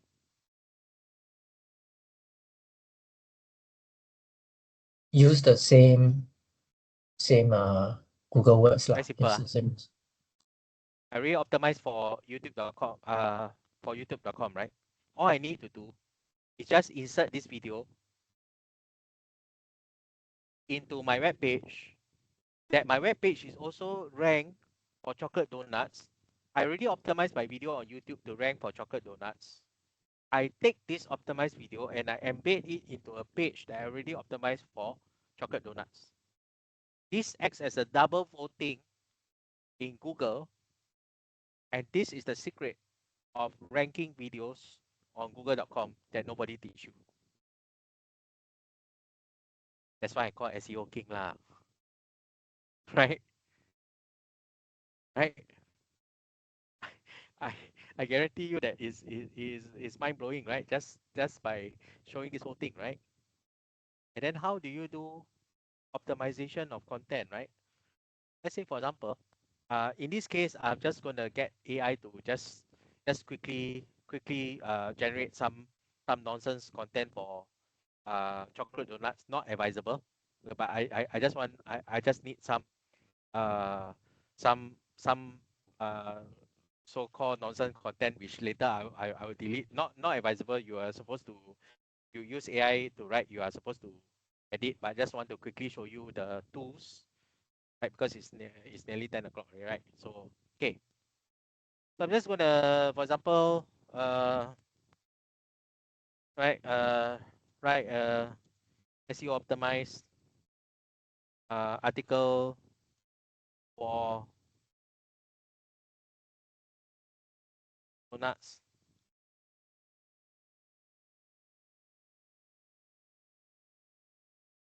in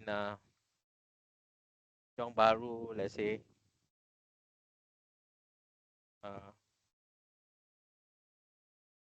nut shop or something lah.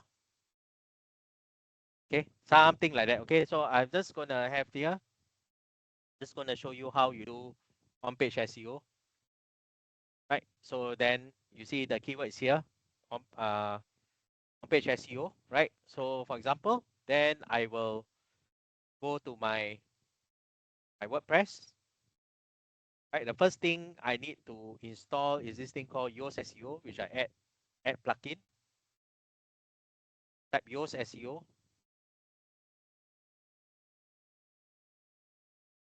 It's free. Okay, install now.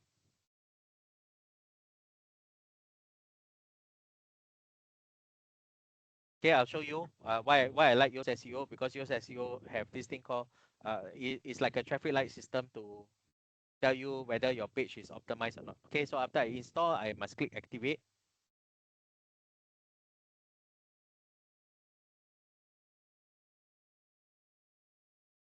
Okay, so I can start the configuration because it's the first time I'm using Yoast SEO. Let Yoast SEO install everything.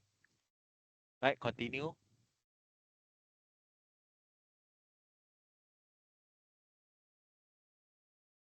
Okay, just continue.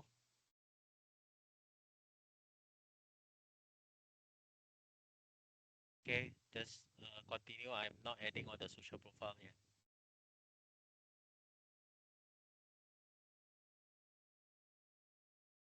Okay, so it's done. Very simple. I'm just going to create a new post. I'm just going to add a new post.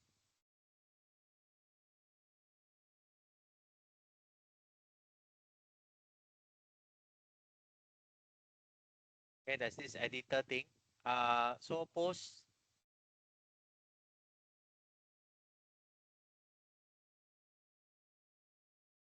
Okay, so you see that Yoast SEO has this traffic light thing. It can add categories and all this, right? So okay, so I'm just gonna create the post first.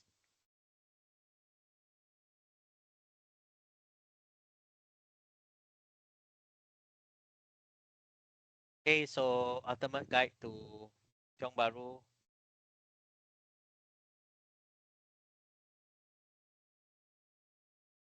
Right, so I can use a default editor because I just want to put everything there. Okay, so let's say I copy everything here.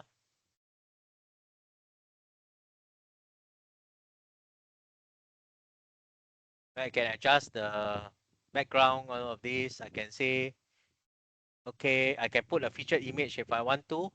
And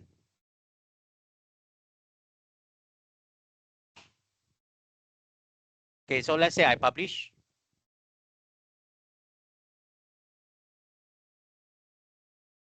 Okay, so my post is here. You see, my URL has chocolate donuts. I start with I start with chocolate donuts, and along the way is being optimized, and this is how quickly I can do. Like for example, I can go back to the here. I can go to the post here. I can do a quick edit. Slug is the URL. So let's say I don't want so long. I don't want so I can just say I don't want the ultimate guide. I can just say Tiong Bahru best chocolate donut as my URL. Okay, then I update. So when the next time I click this post, it becomes a shorter URL, Tiong Bahru best chocolate donut. Then eventually when I go into Google and if it's optimized correctly, after some time I search Tiong Bahru best chocolate donut, this page will be optimized. Right? Backlinks.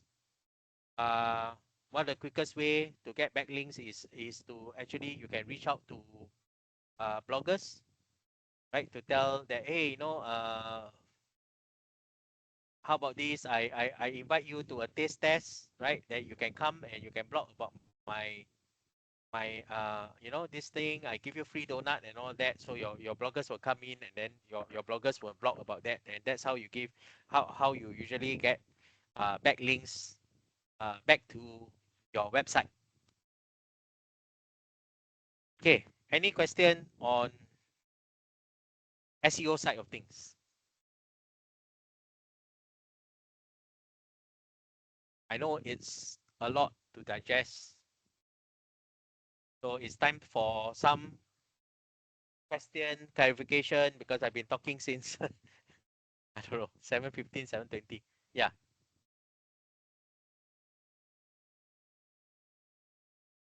Eugene. How, Mary? Better understanding already, SEO.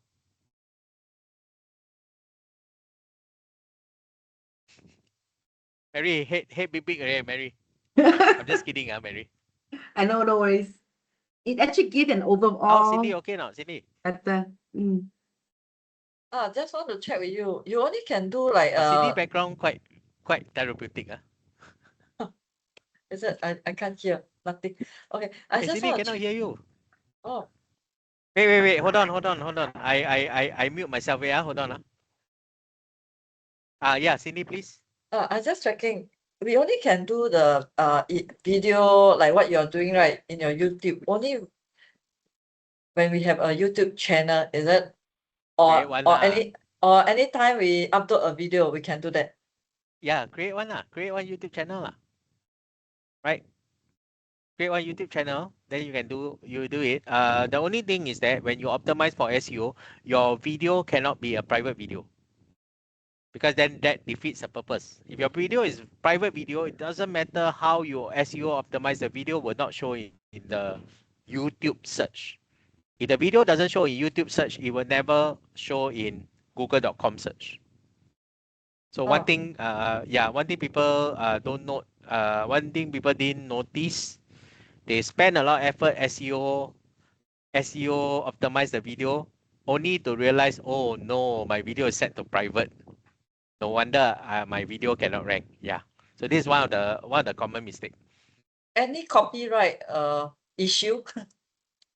Copyright issue, yes. If you are using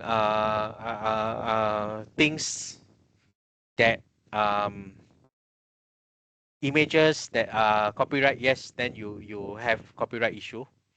My personal take is that if I was a property agent, I would not use AI generated of me to sell a property lah, because it doesn't look authentic.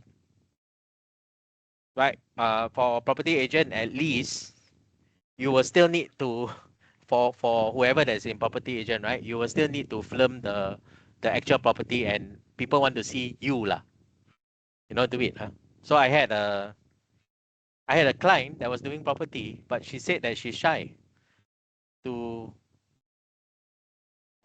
appear in videos, but yet she want to do videos. Somehow that, in my opinion, doesn't really work for the property field. Right? So we have covered the G's of what SEO is. Right? And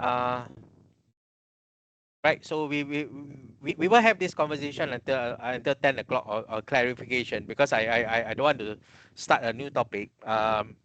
Tomorrow we will look at the measurement, right? Measurement of success. How do you look measurement of success? How do you know how is there a way that after I SEO optimize, is there a way that I can tickle Google and say, hey, I just uploaded a new website? Is there a way that I can tell Google, hey, I just uploaded a new website, right?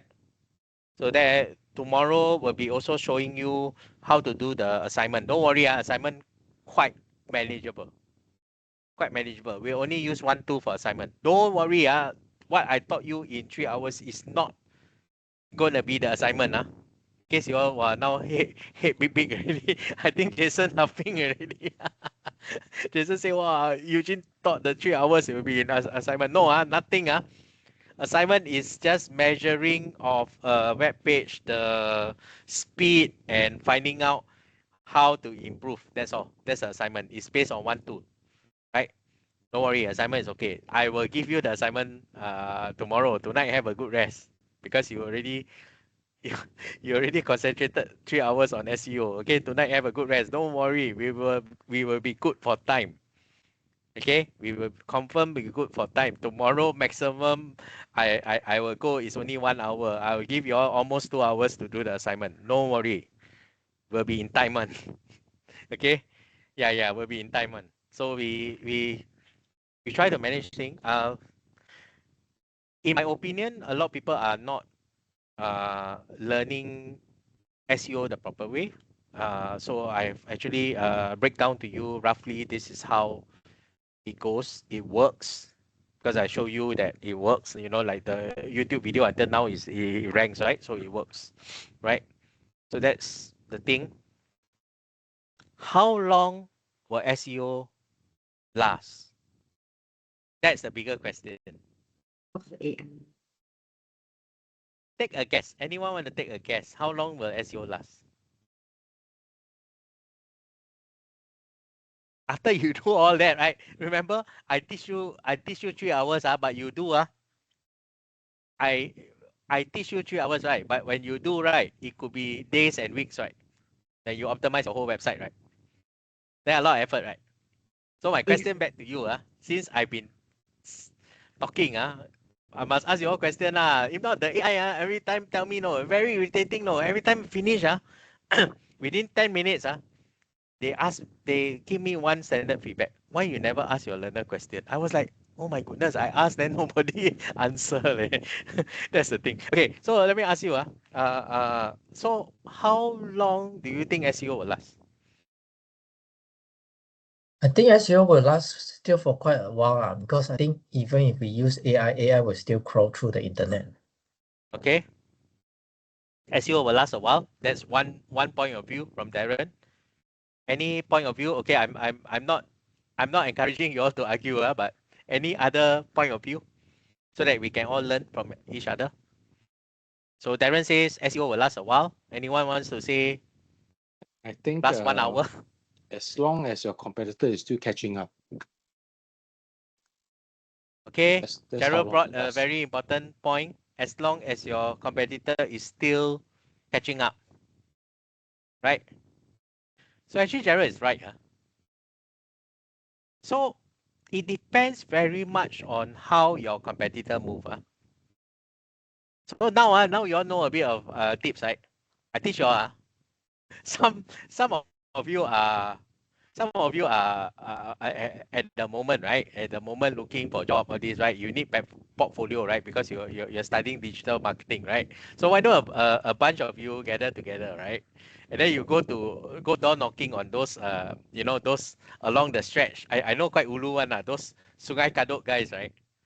Right, Sungai Kadok guys, right? Those that do aluminium window, those toilet door, those kind of guys, right? Those guys are still giving out brochure, giving a flyer job on doorstep. You guys notice, right? That the industry is still not really digitalized, right? So if you manage to get and convince one boss to do it, right? That guy SEO will be top notch, because his competitor all sleeping. Right? Of course when I teach, I create some jokes, but there is a reality. Hello. His competitors don't even have a website. They are still giving out brochures and flyers to homes. And let's say Chimpeng is in this business and Chimpeng decided to do a website. Wow, his SEO will be solid, man, now. Or the other way, you do a website, then you go to these guys. Hey, see my website, Google page 1, you want to rent or not? No, serious. That's how people are doing it. You do a website, everything about what aluminium window and door, and then you tell them, hey, my website is ranked. All you need to do is just upload your photos. I charge you a monthly rental fee of $3,000, for example. Wow, then you got TA 3,000 plus this 3,000. Wow, not bad. You guys know or not? You guys understand or not? There are people that doing this business. I got no time only. If not, I will do this kind of business also. It's good money. Because as long as can rank, it's good money. You go and find those niche that are not so competitive lah. Good luck in trying to rank Chinese tuition. Good luck. Right? Good luck in trying to rank property. Good luck. Right? So the idea is just create a website, just to find something and try to put your SEO in practice. Because how can you learn SEO in 3 hours? You can't. You got no practical experience. What I show you, yes, it's really show hand. I really tell you exactly how to do it. Hello, nobody is going to tell you, hey, this is how you rank a YouTube video on google.com except me. Yeah, really. Hey, this is all 探价 what. I share with you, I 探 what 价. Right or not? That's why I decided to teach in Lytton. I'm like, you know, I'm like the mask magician. No? Right? You guys got see, right? Mask magician, right? They show you how they actually saw the lady in half and how the trick works, right? Right. Yeah. So how was the lesson on SEO today? Oh, Jason, how? Jason, SEO. Today. Very confusing. Confusing. Okay. Cindy, okay now, SEO. Okay, because I like to upload video. So this SEO, right? Especially useful because it's only the admin side how to make it more enhanced for me. Yeah. How do you what kind of videos you are in? Are you in property? Oh no. I mean the shipping, forget. You forget? Shipping. Yeah. What kind of video? Is it your No, sometimes I do some project, like project. So I just like just upload my project. work related one ah? Is it Yeah. work related one? Yeah. So question is when you upload the project, you just give the URL to your client to see only, right? Is it usually that's the case? No. It's private. Oh, private lah, private Yeah. video lah. Yeah. Private video is because like this project, then I say, then you give me the video to let me understand how certain thing is being implemented or something like that, right? Yeah. The only problem with private video is even if you do the SEO, it will not rank because it's a private video. Yeah. So you can do non-work related lah. Start a YouTube channel, talk about dogs or something something like that lah. And then you can test or something about your interest, right? Then you can start doing some videos, right? Then you can see whether they rank. Maybe something to start on hobby like my golf journey. Yeah. So golf or something, then you can record certain, let's say golf stroke, right? Definitely people will be searching how to learn certain golf stroke. Then you just record the video, get someone to record you, doing the golf stroke or something using what club or whatever, right? Then correct. A do lot that of and link. then optimize with the keyword. Yes. Yeah, a lot of link. As you explain, right? Behind, I mean, I taught a lot. It's just like on page, back page. I can have like link to those like pro shop, the training center, the stimulator. Yeah. Yes. And also you can also do fun one like review the golf school lah, all this kind of thing, right? Even Definitely like people who want to learn or how you start, how you get started with golf, right? Something like also that. like golf course also review Yes. golf course. Yeah. Yes. So if you go, if you play in the region, then you can do a review of all the region golf course. Then who knows, man? You'll be the next YouTube star. Oh, it's not easy. I am doing YouTube. I've been doing YouTube. Then after a while, I drop. Because the tedious part is actually the video editing. But today with AI, video editing is so much better when compared to the time when I was doing YouTube. Yeah. Oh, Desmond, okay now, Desmond. Desmond deep in thoughts. Can Desmond? Yeah, conceptually, okay. I really need to internalize it. Everything in 3 hours is a lot. Yeah, the thing is, the fact of the matter is you can never do SEO if you don't even have a website. So you guys can go to wix.com, go and set up a website, decide your website on some topic, right? You can do the keyword research. You can see the monthly search volume, whether there's a demand and whether it's competitive high or not, right? Try to choose a niche that is not so competitive, right? Anything lah, right? Yeah. Then try to do something lah. Don't do Chinese tuition lah. Chinese tuition is very competitive. Don't do property. Don't do financial planning. All these are very competitive. Corporate gift also very competitive. Right? When I was doing for my client, yeah, we were able to get the results lah. Now I think 5-6 years I never do for them. So even the Tagli, the ice sculpture also drop. Ice sculpture, ice carving also drop the SEO. Right? Yeah. So any thoughts? Anyone found it confusing? Gonna ask someone that's been The only quite that is yeah. easy Sorry? to remember. The only part that's easy to remember, for example, the video optimization, the image, or as long as you type the same name or your thing, that is easy to understand. The rest Yeah. still need to digest a bit. Yeah, correct. So I think the best way is really to try out. Thank goodness your assignment didn't ask you to create a web page and SEO optimize. I think a lot of you will wave a white flag if the assignment is this. Okay, the assignment is easier. The assignment is telling you, okay, this is a website. Go through a tool, analyze this website, find out what's wrong, and make the recommendation. Don't worry, we will go through it tomorrow. If I go through it tonight, I think everyone will like, oh my goodness, it's really too much, right? Even for me teaching SEO 3 hours, I also find a bit much for you guys. But I decided to teach the full scale. Okay, as you can see for yourself in the Google Drive, right? The little notes. Little notes, they are only teaching, they are only showing you on-page SEO only. Not the full scale of SEO that I gone through. They didn't even show you the keyword research. Right, so the keyword research is very simple, right? You go back to your test account, right? You go back to your test account, go inside there, go to tools, planning, keyword planner, and go and research some keywords and then play around with that.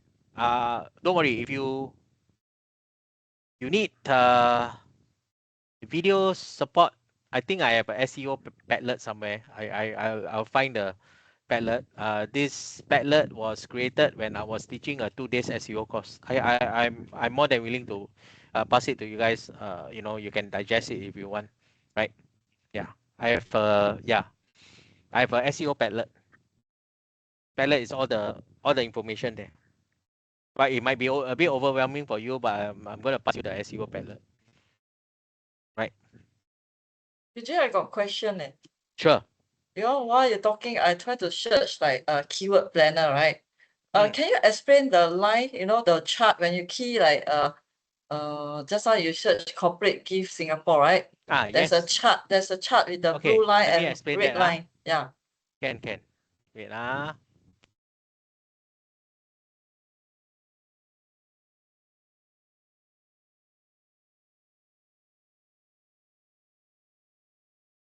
So here, this one, right? Corporate gift Singapore, right?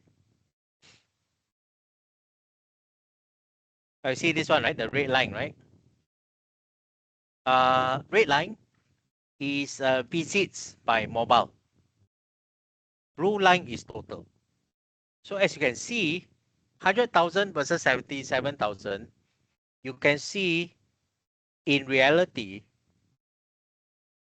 more than 60% of your website visitors today visit your website through mobile. This simply means that If your website is not mobile optimized, good luck to you. People will just click the back button. People will just go to your competitor. Right? There is one website, I don't know whether are they still mobile optimized. Very weird website.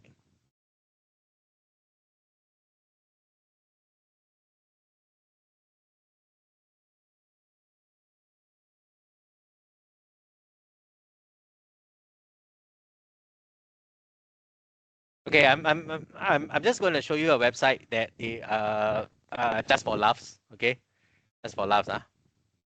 Okay, this is an example of a website that is not mobile optimized. Okay, just for laughs. It's a very well-known website. I think she sells cars. Right, she's based in the US or UK something. Okay, so how do you know a website is mobile optimized or not? Very simple, right? So I open this browser here, right? So if I squeeze it to the squeeze and this cannot squeeze. This is roughly my experience of using it on a mobile phone. And you notice it's not really, it's very weird this website. Okay, it's not really optimized. If I drag it a little bit more, I mean, I'm just giving you a rough feel like that. This is how my feeling is like if I am browsing using a tablet. And you notice it's not mobile optimized. How do you know a website is not mobile optimized when you have this left right